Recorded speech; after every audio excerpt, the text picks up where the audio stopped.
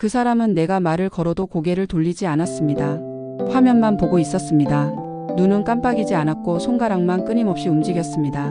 나는 그 사람 어깨 뒤에 서서 몇 분을 기다렸지만 그 사람은 내가 거기 있다는 걸 알면서도 반응하지 않았습니다. 헤드셋 너머로 들리는 건 게임 속 폭발음과 욕설이었습니다. 딸아이가 학교 숙제를 가져왔습니다. 그림 그리는 숙제인데 아빠 얼굴을 그려야 한다고 했습니다. 나는 그 사람 옆에 앉아서 말했습니다. 애가 아빠 얼굴 그려야 한대. 잠깐만 봐줘. 그 사람은 화면에서 눈을 떼지 않은 채 대답했습니다. 지금 게임 중이야. 나중은 오지 않았습니다. 그날 밤 나는 딸아이와 단둘이 숙제를 끝냈습니다. 아이는 내 얼굴을 보며 물었습니다. 엄마 아빠는 왜 안 나와? 나는 대답하지 못했습니다. 그냥 아이 머리를 쓰다듬고 색연필을 하나 더 꺼내 주었습니다. 아이는 아빠 얼굴 대신 우리 집 강아지를 그렸습니다. 그 사람이 퇴근하는 시간은 저녁 6시 반이었습니다. 현관문이 열리면 나는 반찬을 데우고 밥을 퍼담고 국을 끓였습니다. 그런데 그 사람은 식탁에 오지 않았습니다. 신발을 벗자마자 곧장 소파로 갔습니다. 게임기를 켜고 헤드셋을 끼고 화면 속으로 들어갔습니다. 나는 밥상을 차린 채로 서 있었습니다. 김이 식탁 위에서 올라오다가 사라졌습니다. 처음에는 그냥 피곤해서 그런가 보다 했습니다. 회사 일이 힘들면 쉬고 싶을 수도 있다고 생각했습니다. 나는 밥을 랩으로 싸두고 국은 냄비째 냉장고에 넣었습니다. 그리고 그 사람 옆에 앉아서 물었습니다. 밥은 나중에 먹을 거야? 그 사람은 고개를 끄덕였습니다. 하지만 화면에서 눈을 떼지는 않았습니다. 나중은 새벽 2시였습니다. 나는 침대에 누워 있다가 거실 쪽에서 들리는 소리에 잠을 깼습니다. 불을 켜고 나가보니 그 사람이 소파에 그대로 앉아 있었습니다. 화면은 여전히 켜져 있었고 그 사람 손은 여전히 컨트롤러를 쥐고 있었습니다. 식탁 위 밥은 그대로였습니다. 나는 냉장고 문을 열고 국 냄비를 꺼냈습니다. 국물이 굳어 있었습니다. 그 사람은 주말에도 게임을 했습니다. 아침 8시에 일어나서 화면 앞에 앉았고 점심을 건너뛰고 저녁도 제대로 먹지 않았습니다. 딸아이가 놀러 가자고 졸랐지만 그 사람은 대답하지 않았습니다. 나는 아이 손을 잡고 집을 나섰습니다. 우리는 단둘이 공원에 갔습니다. 그네를 밀어주고 미끄럼틀을 함께 타고 아이스크림을 사 먹었습니다. 집에 돌아왔을 때 그 사람은 여전히 소파에 앉아 있었습니다. 자세가 조금도 바뀌지 않았습니다. 처음에는 일주일에 한두 번이었습니다. 그러다가 매일이 되었습니다. 그리고 밤새도록이 되었습니다. 나는 그 사람이 언제 자는지 알 수 없었습니다. 새벽에 화장실을 가려고 일어나면 거실에서 빛이 새어 나왔습니다. 형광등은 꺼져 있었지만 화면 빛은 켜져 있었습니다. 그 빛이 그 사람 얼굴을 푸르게 물들였습니다. 회사에 지각하기 시작한 건 그해 가을부터였습니다. 그 사람은 아침에 일어나지 못했습니다. 나는 여러 번 깨웠지만 그 사람은 눈을 뜨지 않았습니다. 출근 시간이 지나고 1시간이 더 지나서야 그 사람은 침대에서 일어났습니다. 세수도 하지 않고 옷만 주워 입고 집을 나갔습니다. 나는 그 사람 뒷모습을 보며 불안했습니다. 하지만 아무 말도 하지 않았습니다. 그 사람은 회사에서 경고를 받았다고 했습니다. 지각이 잦다는 이유였습니다. 나는 그 말을 듣고 조심스럽게 물었습니다. 그럼 이제 좀 일찍 자야 하는 거 아냐? 그 사람은 고개를 끄덕였습니다. 하지만 그날 밤에도 화면은 꺼지지 않았습니다. 딸아이의 학예회가 있던 날이었습니다. 아이는 일주일 전부터 연습했습니다. 율동도 외우고 노래도 불렀습니다. 나는 그 사람에게 학예회 날짜를 여러 번 말했습니다. 달력에도 적어두었고 휴대폰 메모에도 남겼습니다. 그 사람은 알겠다고 했습니다. 학예회 당일 나는 아침 일찍 준비를 시작했습니다. 아이 옷을 챙기고 머리를 묶어주고 도시락을 싸고 학교로 출발했습니다. 그 사람은 오후 2시까지 오기로 했습니다. 나는 학교 강당에 앉아서 입구를 계속 확인했습니다. 2시가 되었습니다. 그 사람은 오지 않았습니다. 공연이 시작되었습니다. 딸아이가 무대에 올라갔습니다. 나는 휴대폰을 꺼내 사진을 찍었습니다. 아이는 무대 아래를 계속 둘러보았습니다. 아빠를 찾고 있다는 걸 알 수 있었습니다. 나는 손을 흔들었습니다. 아이는 나를 보고 잠깐 웃었습니다. 하지만 그 웃음은 금방 사라졌습니다. 공연이 끝나고 집으로 돌아왔습니다. 그 사람은 소파에 앉아 있었습니다. 화면 앞이었습니다. 나는 아무 말도 하지 않았습니다. 딸아이도 아무 말도 하지 않았습니다. 우리는 각자 방으로 들어갔습니다. 그날 밤 저녁은 차리지 않았습니다. 나는 그날 밤 혼자 앉아서 생각했습니다. 언제부터였을까? 언제부터 이렇게 된 걸까? 우리가 함께 밥을 먹고 함께 웃고 함께 대화하던 게 언제였는지 기억이 나지 않았습니다. 식탁은 비어 있었고 그 사람 자리에는 먼지가 쌓여 있었습니다. 그 사람이 회사를 처음 쉰 날은 화요일이었습니다. 아침에 일어나지 않았습니다. 나는 여러 번 깨우려 했지만 그 사람은 이불을 끌어당기며 돌아 누웠습니다. 오늘 회사 안 가? 내가 물었습니다. 그 사람은 대답하지 않았습니다. 나는 출근 시간이 지났다는 걸 알려주려 했지만 그 사람은 눈을 감은 채 숨을 고르고 있었습니다. 나는 문을 닫고 나왔습니다. 오후 2시쯤 그 사람은 일어났습니다. 세수도 하지 않고 거실로 나왔습니다. 그리고 곧장 소파에 앉았습니다. 게임기를 켰습니다. 나는 부엌에서 설거지를 하며 그 사람을 보았습니다. 그 사람은 마치 아무 일도 없었다는 듯이 화면 속으로 들어갔습니다. 저녁이 되어서 나는 물었습니다. 오늘 회사는 어떻게 된 거야? 그 사람은 화면을 보며 대답했습니다. 연차 썼어. 나는 더 이상 묻지 않았습니다. 하지만 이상했습니다. 그 사람은 연차를 미리 말한 적이 없었습니다. 나는 휴대폰 달력을 확인했습니다. 연차 표시는 없었습니다. 그 다음 주에도 같은 일이 반복되었습니다.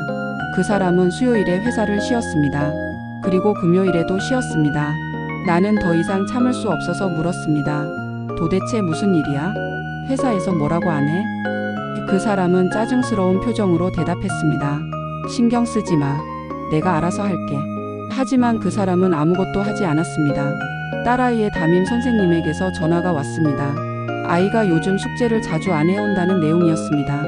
수업 시간에도 집중을 못하고 친구들과도 잘 어울리지 않는다고 했습니다. 나는 전화를 끊고 딸아이를 불렀습니다. 학교에서 무슨 일 있어? 아이는 고개를 저었습니다. 없어. 그러고는 방으로 들어가 버렸습니다. 나는 그날 밤 아이 방문 앞에 서 있었습니다. 문틈 사이로 작은 소리가 들렸습니다. 아이가 울고 있었습니다. 나는 문을 열고 들어가서 아이를 안았습니다. 왜 울어? 엄마한테 말해봐. 아이는 한참을 울다가 말했습니다. 애들이 우리 아빠는 맨날 안 온다고 놀려. 나는 말을 잇지 못했습니다. 아이를 안은 채로 그냥 있었습니다. 그날 밤 나는 그 사람에게 말했습니다. 애가 학교에서 힘들어하고 있어. 내가 좀 신경 써줘야 해. 그 사람은 여전히 화면을 보며 대답했습니다. 무슨 소리야? 나 바빠. 나는 목소리를 높였습니다. 바쁘긴 뭐가 바빠? 집에서 게임만 하잖아. 그 사람이 처음으로 나를 쳐다보았습니다. 표정은 차가웠습니다. 내가 뭘 하든 상관하지 마. 나는 그날 밤 혼자 앉아서 울었습니다. 소리 내지 않으려고 이불을 입에 물었습니다. 거실에서는 여전히 게임 소리가 들렸습니다. 폭발음과 총소리와 욕설이 벽을 타고 들어왔습니다. 나는 그 소리를 들으며 눈을 감았습니다. 그 사람의 통장 정리를 하다가 이상한 걸 발견했습니다. 매달 나가는 고정 지출 외에도 알 수 없는 출금 내역이 여러 개 있었습니다. 10만원, 20만원, 때로는 50만원씩 빠져나갔습니다. 나는 그 사람에게 물었습니다. 이거 뭐야? 이 돈은 어디에 쓴 거야? 그 사람은 통장을 빼앗으며 말했습니다. 내 돈이야. 내가 쓰는데 뭐가 문제야? 나는 그제야 깨달았습니다. 그 사람이 하는 게임이 그냥 게임이 아니라는 걸. 돈이 오가는 게임이었습니다. 아이템을 사고 캐릭터를 키우고 확률을 뽑는 게임이었습니다. 나는 그 사람 휴대폰 결제 내역을 몰래 확인했습니다. 매일같이 10만원씩 결제되어 있었습니다. 한 달 동안 400만원이 넘게 나갔습니다. 나는 그날 저녁 그 사람을 마주 앉혔습니다. 우리 얘기 좀 하자. 그 사람은 짜증스러운 표정으로 앉았습니다. 나는 통장 내역을 그 사람 앞에 펼쳤습니다. 이거 다 게임에 쓴 거 맞지? 한 달에 400만원씩 쓰면 우리 어떻게 살아? 그 사람은 고개를 돌렸습니다. 과장하지 마. 그 정도 아냐. 나는 계산기를 꺼내서 직접 계산했습니다. 월급에서 공과금, 식비, 아이 학원비, 대출 이자를 빼면 남는 게 거의 없었습니다. 그런데 거기에 게임비까지 나가면 적자였습니다. 우리는 매달 마이너스로 살고 있었습니다. 나는 그 사실을 그 사람에게 보여주었습니다. 이거 봐. 우리 지금 빚이 늘어나고 있어. 그 사람은 대답하지 않았습니다. 그냥 일어나서 방으로 들어가 버렸습니다. 나는 홀로 식탁에 앉아 있었습니다. 통장 내역이 테이블 위에 흩어져 있었습니다. 빨간 글씨로 적힌 적자 표시가 눈에 들어왔습니다. 그날 밤 나는 잠들지 못했습니다. 천장을 보며 생각했습니다. 이 사람과 나는 언제부터 이렇게 멀어진 걸까? 처음 만났을 때는 그렇지 않았습니다. 그 사람은 나를 웃게 만들었고 함께 걷는 게 좋았고 미래를 이야기하는 게 즐거웠습니다. 하지만 지금은 아니었습니다. 지금 우리 사이에는 화면 하나가 놓여 있었습니다. 그 화면이 모든 걸 막아버렸습니다. 다음 날 아침 그 사람은 또 회사에 가지 않았습니다. 나는 깨우지 않았습니다. 그냥 딸아이만 챙겨서 학교에 보내고 혼자 출근했습니다.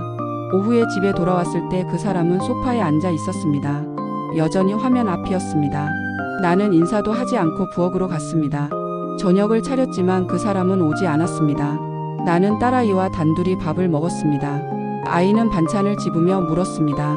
엄마, 아빠는 왜 안 먹어? 나는 대답할 수 없었습니다. 그냥 국을 한 숟가락 더 떠서 아이 그릇에 넣어 주었습니다. 밤이 깊어졌습니다. 나는 설거지를 마치고 거실로 나왔습니다. 그 사람은 여전히 같은 자리에 있었습니다. 헤드셋을 낀 채로 화면을 응시하고 있었습니다. 나는 그 사람 앞에 서서 말했습니다. 우리 이제 어떻게 하면 좋을까?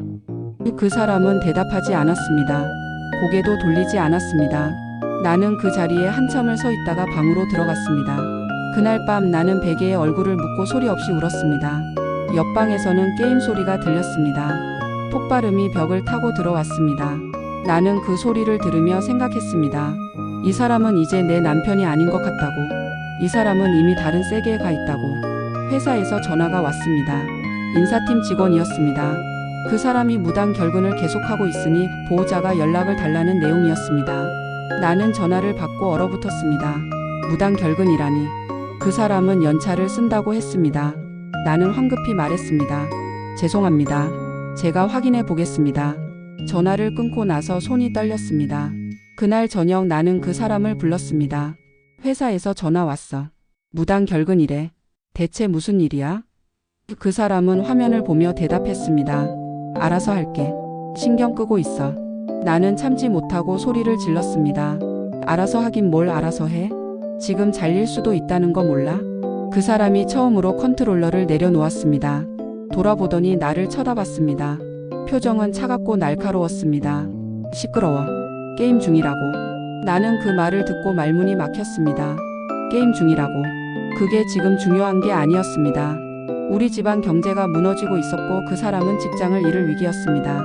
그런데 그 사람은 게임 중이라고 했습니다. 나는 그날 밤 혼자 앉아서 앞으로의 일을 계산했습니다. 만약 그 사람이 회사에서 잘리면 우리는 한 달 안에 파산할 것입니다. 대출 이자를 갚을 수 없고 아이 학원비도 낼 수 없고 생활비조차 모자랄 것입니다. 나는 공과금 고지서를 꺼내서 하나하나 확인했습니다. 미납된 고지서가 2장 있었습니다. 나는 그제야 깨달았습니다. 우리는 이미 무너지고 있었다는 걸. 다음 날 나는 그 사람의 회사에 전화를 걸었습니다. 인사팀 담당자와 통화했습니다. 상황을 설명하고 사정을 말하고 용서를 구했습니다. 담당자는 조심스럽게 말했습니다. 이미 경고를 여러 번 했습니다.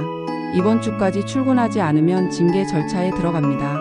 나는 알겠다고 대답하고 전화를 끊었습니다. 손에 든 휴대폰이 무거웠습니다. 집에 돌아와서 그 사람에게 말했습니다. 이번 주까지 출근 안 하면 징계 들어간대. 제발 정신 좀 차려. 그 사람은 소파에 누워서 화면을 보고 있었습니다. 대답이 없었습니다. 나는 리모컨을 빼앗아서 전원을 껐습니다. 화면이 꺼지자 그 사람이 벌떡 일어났습니다. 왜 꺼? 지금 레이드 중이었어. 나는 리모컨을 쥐고 소리쳤습니다. 레이드가 중요해? 우리 생활이 중요해? 당신 지금 해고될 수도 있다고. 그 사람은 나에게서 리모컨을 빼앗으려 했습니다. 우리는 거실 한가운데에서 리모컨을 두고 실랑이 했습니다. 그 순간 딸아이가 방문을 열고 나왔습니다. 아이는 우리를 보며 얼어붙었습니다. 나는 그제야 손을 놓았습니다. 그날 밤 딸아이는 밥을 먹지 않았습니다. 방에 들어가서 문을 잠갔습니다. 나는 문 앞에 서서 불렀지만 대답이 없었습니다. 나는 그 자리에 주저앉아서 울었습니다. 옆방에서는 다시 게임 소리가 들렸습니다. 폭발음이 복도를 타고 흘렀습니다. 그 다음 주 월요일 그 사람은 회사에 나가지 않았습니다. 화요일도 수요일도 마찬가지였습니다. 나는 더 이상 깨우지 않았습니다. 말해봤자 소용없다는 걸 알았습니다. 목요일 오후 회사에서 다시 전화가 왔습니다. 이번에는 해고 통지였습니다. 나는 전화를 받고 바닥에 주저앉았습니다. 그날 저녁 나는 그 사람에게 해고 통지서를 내밀었습니다. 이제 됐어? 이제 만족해? 그 사람은 통지서를 보고도 표정이 변하지 않았습니다. 그냥 구겨서 쓰레기통에 던졌습니다. 나는 그 모습을 보며 무너졌습니다. 이 사람은 이제 아무것도 느끼지 않는 것 같았습니다. 나는 그날 밤 통장을 정리했습니다. 남은 돈은 150만 원이었습니다. 이번 달 공과금과 대출 이자를 내면 마이너스였습니다. 나는 계산기를 두드리다가 멈췄습니다. 손가락이 떨렸습니다. 나는 그 자리에 앉아서 한참을 울었습니다. 다음 날 나는 친정 어머니에게 전화를 걸었습니다. 엄마, 나 좀 도와줄 수 있어? 어머니는 무슨 일이냐고 물었습니다. 나는 상황을 설명했습니다. 남편이 게임 중독에 빠졌고 회사에서 잘렸고 우리는 빚을 지고 있다고. 어머니는 한숨을 쉬었습니다. 일단 집으로 와. 내하고 애하고. 나는 알겠다고 대답했습니다. 집으로 돌아와서 짐을 쌌습니다. 딸아이 옷과 책과 필요한 물건들을 가방에 넣었습니다. 그 사람은 여전히 소파에 앉아 있었습니다. 나는 그 사람 앞에 서서 말했습니다. 나 친정 갈 거야. 아이도 데려갈 거고. 그 사람은 고개도 돌리지 않았습니다. 나는 현관문을 열고 나갔습니다. 친정집에서 며칠을 보냈습니다. 어머니는 밥을 차려주고 아이를 돌봐주고 나를 다독여 주었습니다. 하지만 나는 계속 생각했습니다. 앞으로 어떻게 해야 하나? 이혼을 해야 하나? 아니면 다시 돌아가서 한 번 더 설득해야 하나? 나는 답을 찾을 수 없었습니다. 일주일 후 그 사람에게서 전화가 왔습니다. 집에 와. 짧은 한마디였습니다. 나는 대답하지 않고 전화를 끊었습니다. 그날 밤 그 사람에게서 문자가 왔습니다. 미안해. 다시 시작하자. 나는 문자를 읽고 휴대폰을 내려놓았습니다. 나는 그날 밤 창밖을 보며 생각했습니다. 저 사람이 정말 변할 수 있을까? 아니면 이건 그냥 순간적인 후회일 뿐일까? 나는 답을 알 수 없었습니다. 하지만 한 가지는 확실했습니다. 나는 더 이상 같은 방식으로는 살 수 없다는 것. 친정에서 보낸 2주일째 되던 날 그 사람이 찾아왔습니다. 초인종을 누르는 소리가 들렸습니다. 어머니가 문을 열었습니다. 그 사람은 현관 앞에 서 있었습니다. 머리는 헝클어져 있었고 옷은 구겨져 있었습니다. 며칠 동안 씻지 않은 것 같았습니다. 나는 거실에서 그 사람을 보았습니다. 어머니는 나를 돌아보았습니다. 나는 고개를 끄덕였습니다. 그 사람은 거실 소파에 앉았습니다. 나는 맞은편에 앉았습니다. 테이블 하나가 우리 사이에 놓여 있었습니다. 그 사람은 한참을 입을 열지 못했습니다. 나도 기다렸습니다. 시간이 흘렀습니다. 그 사람이 먼저 말했습니다. 미안해. 나는 대답하지 않았습니다. 그냥 그 사람을 보았습니다. 그 사람은 계속 말했습니다. 내가 잘못했어. 이제 정신 차렸어. 다시 시작하자. 나는 조용히 물었습니다. 어떻게 다시 시작해? 당신 지금 무직이잖아. 우리 빚도 있고. 그 사람은 고개를 숙였습니다. 일자리 알아볼게. 게임도 안 할게. 나는 그 말을 듣고 웃음이 나왔습니다. 비웃는 웃음이었습니다. 몇 번째야? 당신이 그렇게 말한 게. 그 사람은 대답하지 못했습니다. 나는 계속 말했습니다. 작년에도 그랬어. 게임 줄인다고 했지. 그런데 어떻게 됐어? 더 심해졌잖아. 그 사람은 고개를 들었습니다. 눈이 충혈되어 있었습니다. 이번엔 진짜야. 나도 알아. 내가 너무 심했다는 거. 나는 팔짱을 꼈습니다. 그럼 지금 당장 휴대폰 게임 앱 다 지워봐. 내 앞에서. 그 사람은 주춤했습니다. 나는 그 모습을 보고 알았습니다. 이 사람은 아직도 못 끊는다는 걸. 나는 일어섰습니다. 돌아가. 나는 아직 결정 못했어. 그 사람도 일어났습니다. 얼마나 있을 거야? 애도 학교 가야 하잖아. 나는 창밖을 보며 말했습니다. 모르겠어. 당신이 진짜 변하는지 확인되면 그때 생각해 볼게. 그 사람은 더 이상 말하지 않았습니다.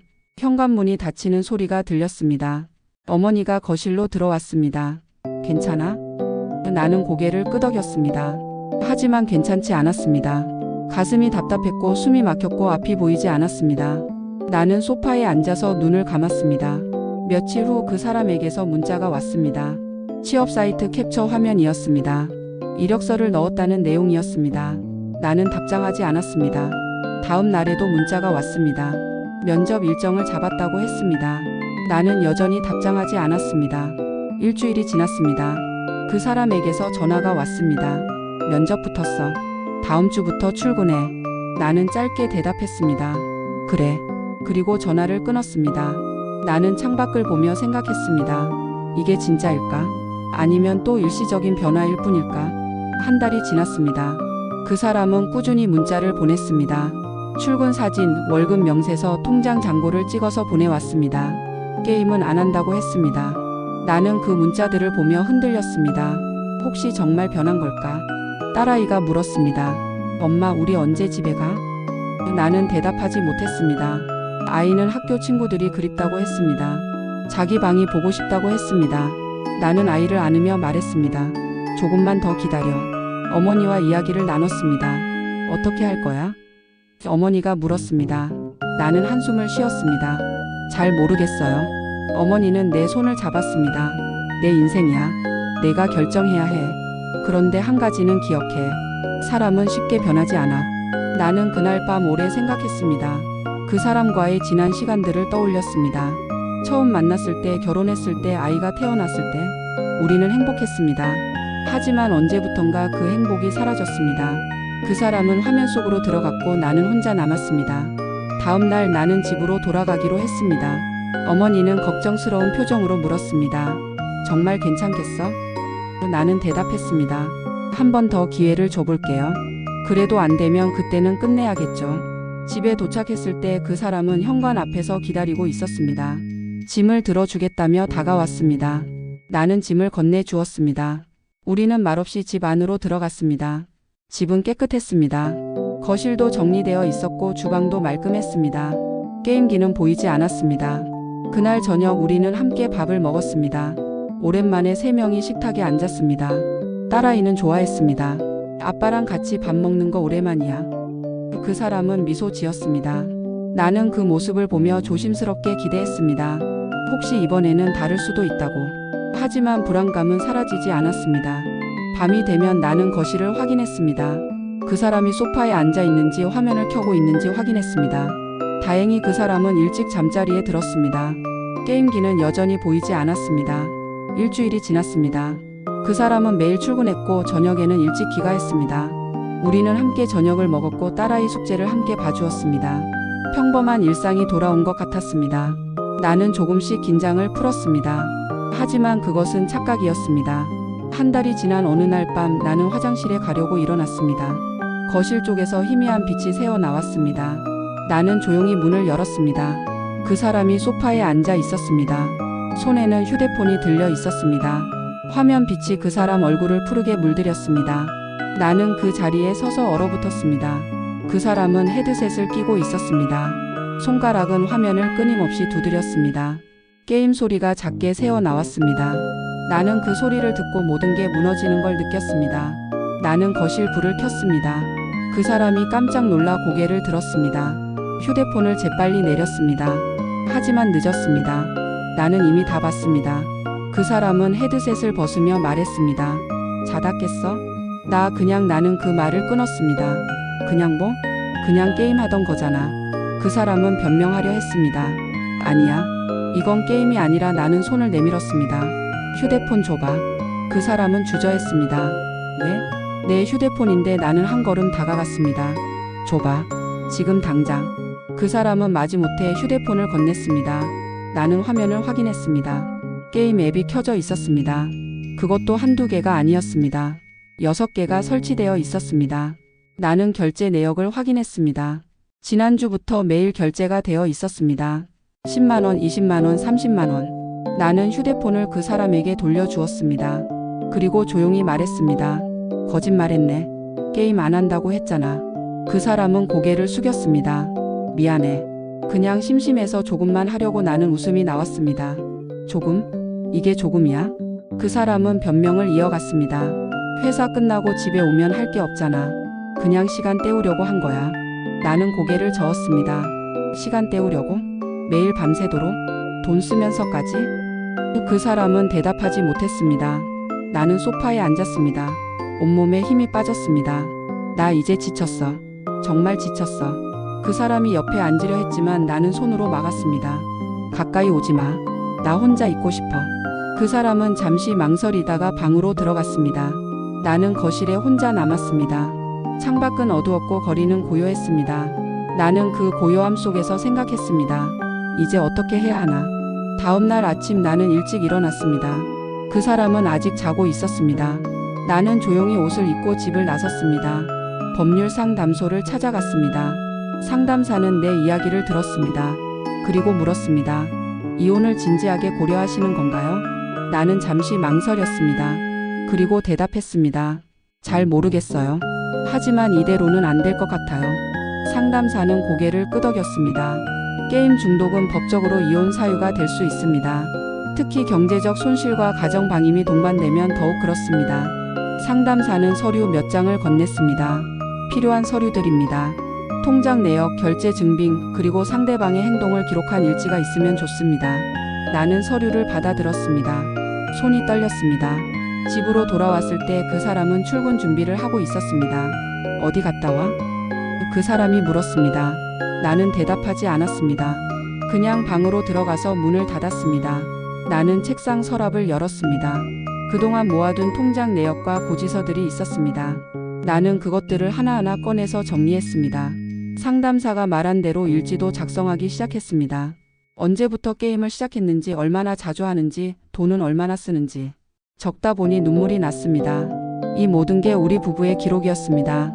무너지는 과정의 기록이었습니다. 나는 펜을 놓고 창밖을 보았습니다. 하늘은 흐렸습니다. 저녁이 되었습니다. 그 사람이 퇴근했습니다. 나는 저녁을 차렸습니다. 우리는 말없이 밥을 먹었습니다.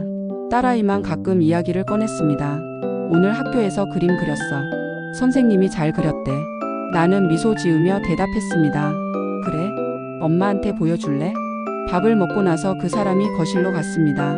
나는 설거지를 하며 그 사람을 지켜봤습니다. 그 사람은 소파에 앉았습니다. 그리고 휴대폰을 꺼냈습니다. 나는 수건으로 손을 닦고 거실로 나갔습니다. 우리 이야기 좀 하자. 나는 그 사람 맞은편에 앉았습니다. 그 사람은 휴대폰을 내려놓았습니다. 무슨 이야기? 나는 침착하게 말했습니다. 이혼 이야기. 그 사람의 표정이 굳었습니다. 갑자기 무슨 소리야? 나는 고개를 저었습니다. 갑작스러운 게 아니야. 난 오래 생각했어. 그 사람은 앞으로 몸을 기울였습니다. 어젯밤 일 때문에 그래? 그건 진짜 실수였어. 다시는 안 그럴게. 나는 조용히 웃었습니다. 몇 번째 실수야? 몇 번째 다시는 안 그러겠다는 말이야? 그 사람은 대답하지 못했습니다. 나는 계속 말했습니다. 나는 더 이상 믿을 수가 없어. 당신 말도 당신 약속도. 그 사람이 일어섰습니다. 내가 변하려고 노력하고 있잖아. 회사도 다니고 집안일도 돕고. 나는 고개를 저었습니다. 그건 당연한 거야. 남편으로서, 아빠로서 해야 할 최소한의 일이야. 그게 노력이 아니라 의무야. 그 사람은 말문이 막혔습니다. 나는 일어섰습니다. 당신이 정말 게임을 끊을 수 있다면, 진짜로 변할 수 있다면 증명해봐. 병원 가서 치료받아. 중독 상담받고. 그렇게 해서 나한테 보여줘.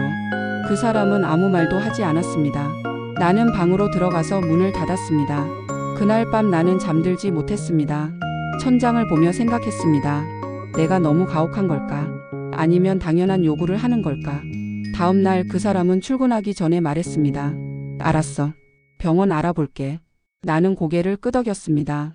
하지만 기대하지 않았습니다. 이미 너무 많이 실망했습니다. 일주일이 지났습니다. 그 사람은 병원에 가지 않았습니다. 나는 묻지 않았습니다. 이미 답은 나와 있었습니다. 그 사람은 변할 생각이 없었습니다. 아니, 변할 수 없었습니다. 나는 서랍에서 법률 상담소 서류를 꺼냈습니다. 그리고 하나하나 작성하기 시작했습니다. 손이 떨렸지만 멈추지 않았습니다. 이제는 결정해야 할 때였습니다. 딸아이가 방문을 두드렸습니다. 엄마 뭐해? 나는 서류를 서랍에 넣고 문을 열었습니다. 아무것도 아니야. 왜? 아이는 내 얼굴을 보며 물었습니다. 엄마 울었어? 나는 고개를 저었습니다. 아니야. 엄마 안 울었어. 하지만 아이는 알고 있었습니다. 아이는 나를 안았습니다. 엄마 괜찮아. 우리 괜찮을 거야. 나는 아이를 꼭 안았습니다. 그리고 속으로 다짐했습니다. 이 아이를 위해서라도 결정해야 한다고. 그 사람의 휴대폰이 계속 울렸습니다. 새벽 4시였습니다. 나는 잠에서 깼습니다. 진동 소리가 베개 밑에서 들렸습니다. 그 사람 휴대폰이었습니다. 화면에는 알 수 없는 번호들이 떴습니다. 카카오톡 알림이 끊임없이 쌓였습니다. 나는 휴대폰을 들어 화면을 확인했습니다. 게임 길드 단체 채팅방이었습니다. 수십 개의 메시지가 올라오고 있었습니다. 형님 어디 가셨어요? 레이드 시작합니다. 아이템 구매 확인 부탁드립니다. 나는 스크롤을 올려 이전 대화를 확인했습니다. 그 사람은 길드 마스터였습니다.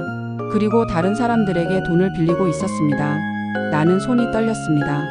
대화 내역을 끝까지 읽었습니다. 이번 달 30만 원만 빌려주세요. 다음 주 월급 들어오면 바로 갚을게요. 제발 부탁드립니다. 그리고 답장들이 있었습니다. 형님 지난번 돈은 언제 갚으실 건가요? 이미 100만 원 넘게 빌려드렸는데요. 나는 휴대폰을 내려놓았습니다. 숨이 막혔습니다. 그 사람은 나한테만 거짓말한 게 아니었습니다. 게임 속 사람들에게도 돈을 빌리고 있었습니다. 그것도 갚지 못할 돈을. 아침이 되었습니다. 나는 그 사람을 깨웠습니다. 일어나. 그 사람은 눈을 비비며 일어났습니다. 나는 휴대폰을 그 사람 앞에 내밀었습니다. 이거 뭐야? 그 사람은 화면을 보더니 얼굴이 굳었습니다. 어떻게? 나는 조용히 말했습니다. 게임 사람들한테 돈 빌렸어? 그 사람은 대답하지 않았습니다. 나는 계속 물었습니다. 얼마야?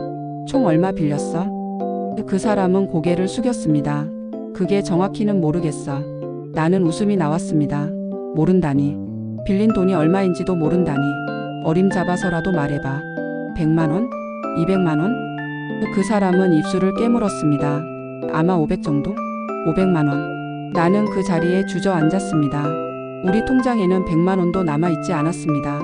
대출 이자는 밀리고 있었고 카드값도 연체 직전이었습니다. 그런데 그 사람은 게임 사람들에게 500만 원을 빌렸습니다. 당장 갚아. 나는 차갑게 말했습니다. 어떻게든 돈 구해서 갚아. 나는 한 푼도 안 낼 거야. 그 사람은 당황한 표정으로 말했습니다. 어떻게 갚아? 지금 돈이 어딨어? 나는 그 사람을 똑바로 보았습니다. 그건 내가 알아서 해. 내가 빌린 거잖아. 그날 나는 은행에 갔습니다. 내 명의로 된 통장을 새로 만들었습니다. 그리고 우리 공동 통장에서 남은 돈을 전부 옮겼습니다. 80만 원이었습니다. 생활비로 쓸 수 있는 마지막 돈이었습니다. 나는 더 이상 그 사람을 믿을 수 없었습니다. 집에 돌아왔을 때 그 사람은 거실에 앉아 있었습니다. 통장을 들고 있었습니다. 돈이 없어. 다 어디로 간 거야? 나는 대답했습니다. 내가 옮겼어. 이제부터 생활비는 내가 관리할 거야. 그 사람은 벌떡 일어났습니다. 내 월급인데? 나는 한 발짝도 물러서지 않았습니다. 내 월급 맞아. 그런데 내가 뭐 했어? 게임에 쓰고 사람들한테 빌리고 우리 집안 파탄 내고. 이제 내가 돈 관리할 자격 없어. 그 사람은 주먹을 쥐었습니다. 나는 그 모습을 보고 한 발 물러섰습니다. 두려웠습니다. 하지만 물러설 수 없었습니다. 나한테 손대면 경찰 부를 거야. 나는 또박또박 말했습니다. 그 사람은 주먹을 풀었습니다. 그리고 방으로 들어가 문을 쾅 닫았습니다. 나는 거실에 주저앉았습니다. 온몸이 떨렸습니다. 방문 너머로 물건 부딪히는 소리가 들렸습니다. 그 사람이 뭔가를 던지고 있었습니다. 나는 딸아이 방으로 갔습니다. 아이는 이불을 뒤집어 쓰고 있었습니다. 괜찮아. 엄마 여기 있어. 나는 아이를 안았습니다. 밤이 되었습니다. 그 사람은 방에서 나오지 않았습니다. 나는 딸아이와 단둘이 저녁을 먹었습니다. 아이는 밥을 거의 먹지 않았습니다. 엄마, 우리 이제 어떻게 돼? 나는 대답할 수 없었습니다. 나도 몰랐습니다. 다음 날 아침 그 사람은 출근하지 않았습니다. 침대에 누워 천장을 보고 있었습니다. 나는 깨우지 않았습니다. 딸아이만 학교에 보내고 나도 출근했습니다. 저녁에 돌아왔을 때 그 사람은 여전히 누워 있었습니다. 밥은 먹었어? 내가 물었습니다. 그 사람은 대답하지 않았습니다. 나는 부엌으로 가서 라면을 끓였습니다. 그릇에 담아서 방에 가져다 주었습니다. 먹어. 그래도 먹어야지. 그 사람은 고개를 돌렸습니다. 나는 그릇을 침대 옆 테이블에 놓고 나왔습니다. 1시간 후 다시 들어가 보니 라면은 그대로였습니다. 김이 다 사라지고 면이 불어 있었습니다. 나는 그릇을 들고 나왔습니다. 싱크대에 버렸습니다. 사흘이 지났습니다. 그 사람은 계속 방에만 있었습니다. 회사에서 전화가 왔습니다. 나는 받지 않았습니다. 문자도 왔습니다. 출근 확인 부탁드립니다. 나는 답장하지 않았습니다. 이제 그 사람 일은 그 사람이 알아서 해야 했습니다. 일주일째 되던 날 그 사람이 방에서 나왔습니다. 수염이 덥수룩했고 머리는 기름에 젖어 있었습니다. 냄새가 났습니다. 나는 코를 막고 물었습니다. 씻어. 그리고 회사 연락해. 그 사람은 나를 지나쳐 현관으로 갔습니다. 잠깐 나갔다 올게. 그 사람은 새벽에 돌아왔습니다. 술 냄새가 났습니다. 비틀거리며 집에 들어왔습니다. 신발도 제대로 벗지 못하고 거실 바닥에 쓰러졌습니다. 나는 이불을 가져다가 덮어주었습니다. 그리고 물 한 컵을 옆에 놓았습니다. 아침에 일어나 보니 그 사람은 소파로 옮겨가 있었습니다. 물컵은 비어 있었습니다. 나는 출근 준비를 하며 그 사람을 흘끗 보았습니다. 그 사람은 눈을 감고 있었습니다. 자는 건지 깨어 있는 건지 알 수 없었습니다. 나는 더 이상 참을 수 없었습니다. 변호사 사무실에 전화를 걸었습니다. 상담 예약을 잡았습니다. 오후 5시였습니다. 나는 회사에 반차를 냈습니다. 변호사는 내 이야기를 듣고 고개를 끄덕였습니다. 충분히 이혼 사유가 됩니다. 게임 중독, 경제적 파탄, 가정 방임. 재판에서 이길 가능성이 높습니다. 나는 물었습니다. 아이 양육권은요? 변호사는 대답했습니다. 어머니 쪽으로 갈 가능성이 큽니다. 나는 서류를 받았습니다. 이혼 소송 준비 서류였습니다. 집으로 돌아오는 길에 나는 서류를 계속 들여다봤습니다. 손이 떨렸습니다. 이제 정말로 끝을 내야 하는 순간이 왔습니다. 집에 도착했을 때 현관 앞에 누군가 서 있었습니다. 모르는 남자였습니다. 30대 중반쯤 되어 보였습니다. 그 사람을 보더니 인사했습니다. 안녕하세요. 혹시 김씨 댁 맞으십니까? 나는 경계하며 물었습니다. 누구세요? 남자는 명함을 꺼냈습니다. 저는 온라인 게임 길드 운영진입니다. 남편분과 통화가 안 돼서 직접 찾아왔습니다. 나는 명함을 받았습니다. 길드 이름과 연락처가 적혀 있었습니다. 무슨 일이신데요? 남자는 조심스럽게 말했습니다. 남편분께서 길드원들한테 빌린 돈이 있습니다. 약속한 날짜가 지났는데 연락이 안 되셔서요. 나는 한숨을 쉬었습니다. 얼마죠? 남자는 수첩을 꺼냈습니다. 제가 확인한 것만 530만 원입니다. 다른 길드원들한테 개인적으로 빌린 건 제외하고요. 나는 머리가 어지러웠습니다. 그건 제가 책임질 수 없습니다. 본인한테 직접 받으세요. 남자는 난처한 표정을 지었습니다. 그러면 법적 조치를 취할 수밖에 없습니다. 일단 경고장부터 보내겠습니다. 나는 고개를 끄덕였습니다. 그렇게 하세요. 저는 모르는 일입니다. 남자는 명함을 하나 더 주고 돌아갔습니다. 집 안으로 들어갔습니다. 그 사람은 소파에 앉아 있었습니다. 나는 명함을 그 사람 앞에 던졌습니다. 방금 누가 찾아왔어? 내 게임 사람들. 돈 받으러. 그 사람은 명함을 보더니 얼굴이 새하얘졌습니다. 여기까지 왔어? 나는 팔짱을 꼈습니다. 법적 조치 들어간대. 경고장 보낸다고 하더라. 알아서 해결해. 그 사람은 머리를 감출습니다. 어떡하지, 돈이 없는데. 나는 차갑게 말했습니다. 그래서 내가 뭘 어쩌라고? 내가 빌린 거잖아. 그날 밤 그 사람에게서 내용 증명이 왔습니다. 게임 길드뿐만 아니라 다른 곳에서도 왔습니다. 온라인 대출 업체였습니다. 연체된 대출금이 200만 원이라고 적혀 있었습니다. 나는 그 사람을 불렀습니다. 이것도 내가 빌린 거야? 그 사람은 고개를 끄덕였습니다. 게임 아이템 사려고 급하게 빌렸어. 갚으려고 했는데 회사를 그만두게 돼서. 나는 내용 증명을 구겨서 던졌습니다. 이제 총 얼마야? 내가 빌린 돈이 도대체 얼마야? 그 사람은 계산기를 두드렸습니다. 한참을 계산하더니 말했습니다. 1,000만 원 정도 되는 것 같아. 1,000만 원. 나는 그 자리에 주저앉았습니다. 우리 연봉을 합쳐도 감당할 수 없는 금액이었습니다. 이혼할 거야. 나는 또박또박 말했습니다. 그 사람은 고개를 들었습니다. 뭐라고? 나는 가방에서 서류를 꺼냈습니다.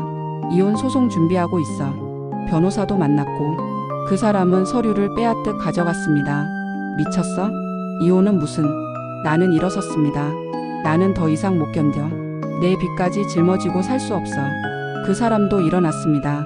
애는 어쩌고? 애 생각은 안 해? 나는 차갑게 웃었습니다. 애 생각? 내가 애 생각한 적이나 있어? 학예회 때도 안 왔잖아. 숙제 봐달라고 해도 게임만 했잖아. 그 사람은 할 말이 없는 듯 입을 다물었습니다. 나는 방으로 들어가려다 돌아섰습니다. 아, 그리고 내 빚은 내가 갚아. 나는 연대 보증 안 섰으니까 책임 없어. 혼자 알아서 해. 방문을 닫았습니다. 그날 밤 그 사람은 집을 나갔습니다. 어디로 갔는지 몰랐고 알고 싶지도 않았습니다. 나는 딸아이와 단둘이 있었습니다. 아이는 물었습니다. 아빠는? 나는 대답했습니다. 잠깐 나갔어. 곧 올 거야. 하지만 그 사람은 돌아오지 않았습니다. 이틀 후 그 사람에게서 전화가 왔습니다. 나 친구 집에 있어. 당분간 여기 있을게. 나는 짧게 대답했습니다. 알았어. 전화를 끊었습니다. 그리고 혼자 생각했습니다. 이게 끝인가? 한 달이 지났습니다. 그 사람은 돌아오지 않았습니다. 가끔 문자만 왔습니다. 아이 잘 지내? 생활비 필요하면 말해. 하지만 생활비는 한 푼도 들어오지 않았습니다. 나는 답장하지 않았습니다. 딸아이가 점점 말이 없어졌습니다. 학교에서 돌아오면 방에만 있었습니다. 밥도 잘 먹지 않았습니다. 나는 걱정이 되어 아이와 이야기를 나눴습니다. 학교에서 무슨 일 있어? 아이는 고개를 저었습니다. 없어. 하지만 담임 선생님에게서 전화가 왔습니다. 아이가 요즘 수업 시간에 자주 운다고 했습니다. 친구들과도 어울리지 않고 혼자 있는 시간이 많다고 했습니다. 나는 전화를 끊고 아이 방으로 갔습니다. 엄마한테 말해봐. 무슨 일 있어? 아이는 한참을 울다가 말했습니다. 아빠가 보고 싶어. 아빠는 왜 안 와? 나는 아이를 안았습니다. 아빠는 지금 바빠서 못 와. 조금만 기다려. 하지만 그건 거짓말이었습니다. 아빠는 안 오는 게 아니라 올 수 없었습니다. 나는 그날 밤 그 사람에게 전화를 걸었습니다. 애가 너 보고 싶어 한다. 한번 와봐. 그 사람은 잠시 침묵하더니 말했습니다. 주말에 갈게. 나는 전화를 끊었습니다. 주말이 되었습니다. 그 사람은 오후 2시에 왔습니다. 얼굴은 수척했고 옷은 구겨져 있었습니다. 딸아이는 그 사람을 보자마자 달려가서 안겼습니다. 아빠. 그 사람도 아이를 안았습니다. 나는 그 모습을 보며 복잡한 감정이 들었습니다. 그 사람은 아이와 몇 시간을 함께 보냈습니다. 함께 그림을 그리고 책을 읽고 공원에 다녀왔습니다. 아이는 오랜만에 웃었습니다. 나는 그 웃음을 보며 마음이 흔들렸습니다. 혹시 내가 잘못 생각하고 있는 건 아닐까? 저녁이 되자 그 사람은 돌아가려 했습니다. 딸아이가 붙잡았습니다. 아빠 가지마. 여기서 자고 가. 그 사람은 나를 보았습니다. 나는 고개를 저었습니다. 오늘은 가야 해. 다음에 또 올게. 그 사람은 아이를 안고 약속했습니다. 현관문이 닫히고 나서 딸아이는 울었습니다. 나는 아이를 안고 달랬습니다. 괜찮아. 아빠 또 올 거야. 하지만 나도 확신할 수 없었습니다. 그 사람이 다시 올지. 변호사 사무실에서 연락이 왔습니다. 이혼 소송 서류가 준비되었다는 내용이었습니다. 나는 사무실을 방문했습니다. 변호사는 서류 뭉치를 건네며 말했습니다. 이제 상대방에게 송달만 하면 됩니다. 서명하시겠습니까? 나는 펜을 들었습니다. 하지만 선뜻 서명할 수가 없었습니다. 시간 좀 더 생각해봐도 될까요? 내가 물었습니다. 변호사는 고개를 끄덕였습니다. 물론입니다. 중요한 결정이니까요. 하지만 너무 오래 미루면 상황이 더 복잡해질 수 있습니다. 나는 서류를 가방에 넣고 사무실을 나왔습니다. 집으로 돌아오는 길에 마트에 들렀습니다. 장을 보려고 카트를 끌고 있는데 누군가 부르는 소리가 들렸습니다. 언니. 돌아보니 옛날 직장 동료였습니다. 우리는 반갑게 인사를 나눴습니다. 오랜만이다. 잘 지내? 우리는 마트 안카페에 앉아서 이야기를 나눴습니다. 동료는 최근에 이혼했다고 했습니다. 남편이 바람을 피워서 참다 못 참고 끝냈어. 나는 조심스럽게 물었습니다. 후회는 안 해? 동료는 고개를 저었습니다. 전혀. 오히려 진작 할 걸 그랬어. 동료의 이야기를 듣다 보니 내 상황이 떠올랐습니다. 나도 이혼하려고 한다고 말했습니다. 동료는 놀라지 않았습니다. 그럴 줄 알았어. 언니 표정 보면 알아. 힘들어 보여. 나는 커피잔을 들고 한숨을 쉬었습니다. 결정하기가 어려워. 동료는 내 손을 잡았습니다.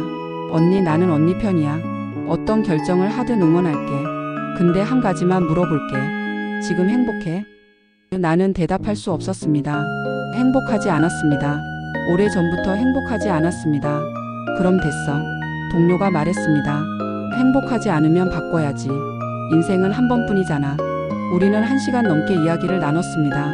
헤어질 때 동료는 말했습니다. 힘들면 언제든 연락해. 내가 도와줄게. 집에 돌아와서 서류를 꺼내 다시 읽었습니다. 이혼 사유, 재산 분할, 양육권. 모든 게 낯설고 무거웠습니다. 나는 서류를 서랍에 넣고 딸아이 방으로 갔습니다. 아이는 숙제를 하고 있었습니다. 다 했어? 내가 물었습니다. 아이는 고개를 끄덕였습니다. 엄마, 나 하나 물어봐도 돼? 아이가 말했습니다. 응, 뭐든지. 아이는 연필을 내려놓고 나를 보았습니다. 엄마랑 아빠 이혼해? 나는 숨이 멎었습니다. 왜 그런 생각을 해? 아이는 조용히 말했습니다. 학교 친구들이 그러는데 우리 부모님도 그렇게 싸우다가 이혼했대. 나는 아이 옆에 앉았습니다. 아빠랑 엄마는 지금 좀 힘든 시간을 보내고 있어. 근데 어떻게 될지는 아직 모르겠어. 아이는 물었습니다. 만약 이혼하면 나는 누구랑 살아? 나는 아이를 안았습니다. 엄마랑 살 거야. 걱정하지 마. 아이는 내 품에서 울었습니다. 나는 아빠도 좋고 엄마도 좋은데 왜 같이 살 수 없어? 나는 대답할 수 없었습니다. 아이를 안은 채로 그냥 있었습니다. 창밖에는 비가 내리기 시작했습니다. 그날 밤 나는 잠들지 못했습니다. 천장을 보며 생각했습니다. 아이를 위해서라도 참아야 하나? 아니면 아이를 위해서라도 끝내야 하나? 답은 나오지 않았습니다. 다음 날 그 사람에게서 전화가 왔습니다. 나 지금 병원 있어. 상담 받으러 왔어. 나는 놀랐습니다. 정말? 그 사람은 말했습니다. 응. 게임 중독 치료 상담받고 있어. 의사 선생님이 입원 치료 권하시는데 생각 중이야. 나는 잠시 말을 잃었습니다. 그 사람이 정말 병원에 갔다니. 입원하려면 돈이 필요할 텐데. 내가 말했습니다. 그 사람은 대답했습니다. 친구한테 빌렸어. 한 달 입원비랑 치료비. 이번에는 진짜로 끊을 거야. 나는 복잡한 감정이 들었습니다. 기대와 불안이 뒤섞였습니다. 알았어. 열심히 해. 나는 짧게 대답하고 전화를 끊었습니다. 그리고 생각했습니다. 이번에는 달라질까? 일주일 후 그 사람은 입원했습니다. 나는 면회를 갔습니다. 병원은 조용했고 깨끗했습니다. 그 사람은 병실 침대에 앉아 있었습니다. 휴대폰은 간호사실에 맡겨져 있었습니다. 어때? 내가 물었습니다. 그 사람은 대답했습니다. 힘들어. 게임 생각이 계속 나. 나는 의자에 앉았습니다. 그래도 참아야지. 안 그러면 끝이야. 그 사람은 고개를 끄덕였습니다. 알아. 이번에는 진짜 끊을 거야. 너랑 애 생각하면서. 나는 아무 말도 하지 않았습니다. 믿고 싶었지만 쉽게 믿어지지 않았습니다. 한 달이 지났습니다. 그 사람은 퇴원했습니다. 집으로 돌아왔습니다. 얼굴은 많이 좋아져 있었습니다. 다시 잘해보자. 그 사람이 말했습니다. 나는 조건을 내걸었습니다. 매주 병원 상담받아. 그리고 통장은 내가 관리해. 용돈만 줄게. 그 사람은 받아들였습니다. 알았어. 다 할게. 우리는 다시 함께 살기 시작했습니다. 처음 며칠은 괜찮았습니다. 그 사람은 일찍 자고 일찍 일어나고 게임 이야기도 하지 않았습니다. 하지만 2주일째 되던 날 나는 그 사람이 새벽에 거실에 있는 걸 발견했습니다. 휴대폰을 들고 있었습니다. 다가가서 확인했습니다. 게임 커뮤니티 사이트를 보고 있었습니다. 뭐해? 내가 물었습니다. 그 사람은 화들짝 놀라 휴대폰을 내렸습니다. 아무것도 아니야. 그냥 뉴스 보고 있었어. 나는 휴대폰을 빼앗아 확인했습니다. 게임 공략 글이었습니다. 아이템 정보 레벨업 방법 길드 모집 공고. 나는 휴대폰을 돌려주었습니다.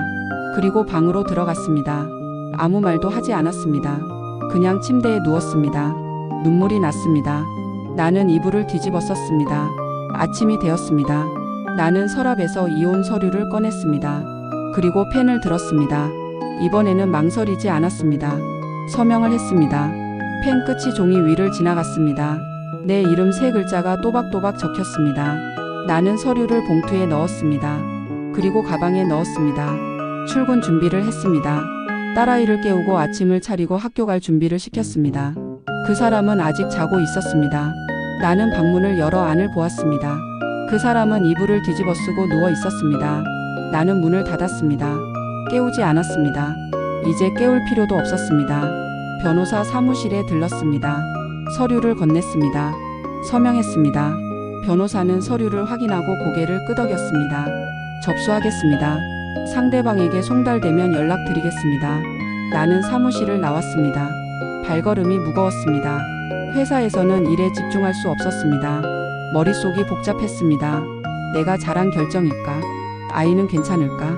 앞으로 어떻게 살아야 할까? 답이 없었습니다. 점심시간에 동료가 물었습니다. 괜찮아?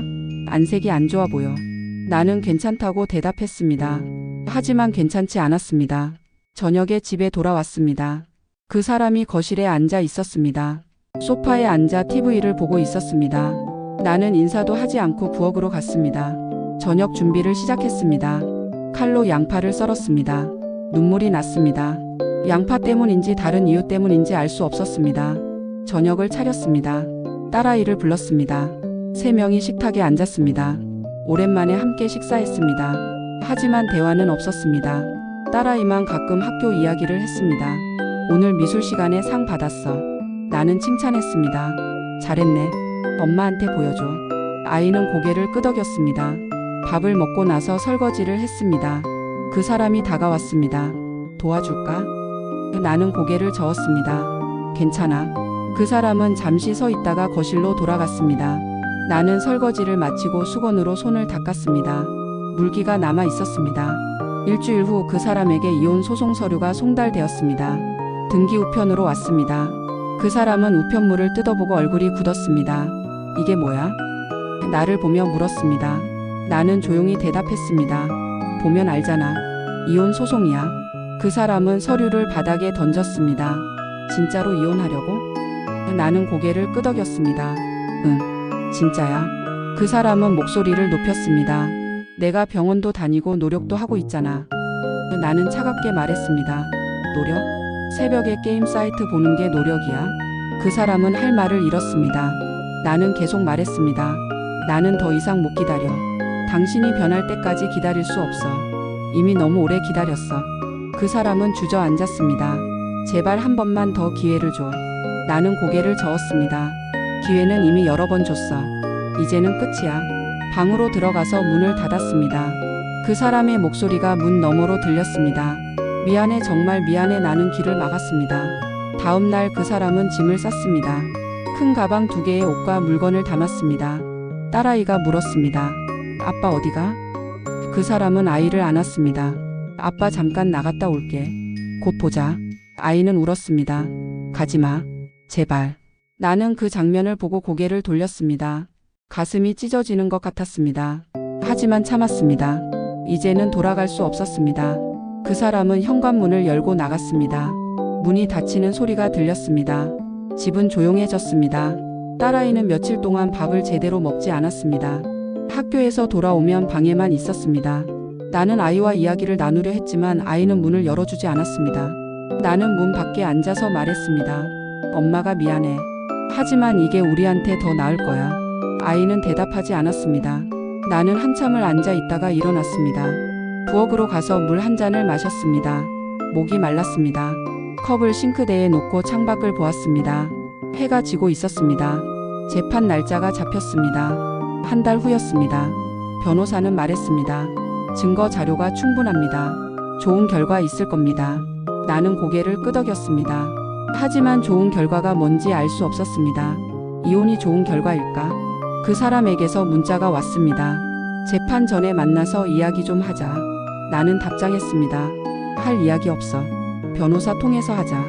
그 사람은 다시 문자를 보냈습니다. 제발 부탁이야. 딱 한 번만. 나는 답장하지 않았습니다. 2주일 후 그 사람이 집 앞에 나타났습니다. 초인종을 눌렀습니다. 나는 문을 열지 않았습니다. 가. 지금 안 만날 거야. 나는 인터폰으로 말했습니다. 그 사람은 문 앞에서 1시간 넘게 있었습니다.